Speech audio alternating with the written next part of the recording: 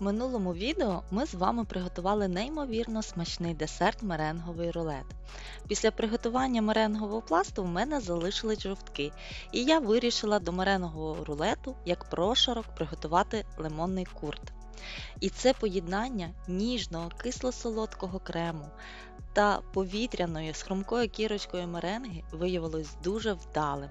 Тож сьогодні розповім вам, як можна приготувати заварний крем родом з Англії на основі жовтків та лимонного соку лимонний курт.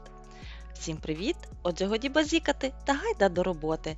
Весь рецепт ви знайдете в описанні під відео. І перше, що нам потрібно зробити, це зняти цедру лимона. Перед цим я, звичайно, лимон помила та обдала кип'ятком.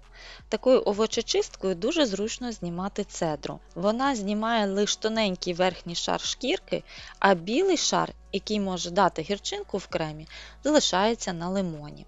Далі розрізаємо наш лимон на половину та вичавлюємо з цих половинок сік. Ось скільки в мене лимонного соку вийшло. В ковшик з товстим дном переносимо жовтки.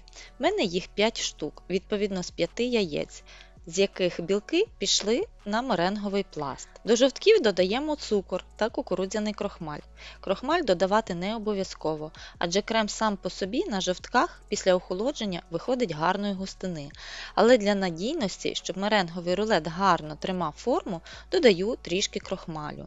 Сюди ж до всіх інгредієнтів додаємо лимонний сік. Вінчиком перемішуємо основу для крему до однорідності. Та ще сюди ж додаємо декілька шматочків цедри лимона. Ставимо ковшик з вмістом на трішки менше, ніж середній вогонь. Та постійно помішуючи вінчиком, чекаємо, поки крем закипить. Робимо вогонь на мінімум та уварюємо наш крем до загустіння. Це сталося дуже швидко, буквально 1 хвилинка і заварний крем вже готовий. Коли зняла ковшик з кремом з вогню, ще перемішую крем вінчиком декілька секунд, щоб швидше припинився процес варіння. А для того, щоб крем набув ніжності та еластичності, додаємо в заварний крем, поки він ще гарячий, вершкове масло. Та знову перемішуємо крем вінчиком до однорідності. Крем набув гарного блиску. Для того, щоб позбутися цедри та дрібненьких шматочків заварного жовтка, які могли утворитися в кремі, перетираю крем через сито. Накриваємо наш лимонний курт харчовою плівкою в контакт та ставимо його в холодильник на хвилин 20 для остаточного охолодження. Я за цей час приготувала крем-чиз для рулету та ще до кінця охолов мій меренговий пласт. І тепер можна покривати меренговий пласт начинкою. Взагалі, такий крем може зберігатися в холодильнику до 2 тижнів.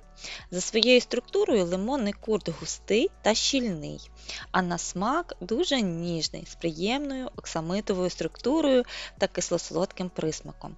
Його можна використовувати як начинку для тортів, тістечок, макарунів, для прикраси чизкейків, меренги та капкейків. Якщо відео сподобалось, ставте вподобайку, підписуйтесь на канал та натискайте на дзвіночок, щоб отримувати повідомлення про нові смачненькі відео. Як завжди, з нетерпінням чекаю ваших коментарів. До зустрічі в наступному відео. Бажаю успіхів в приготуванні. Всього вам доброго, миру та спокою!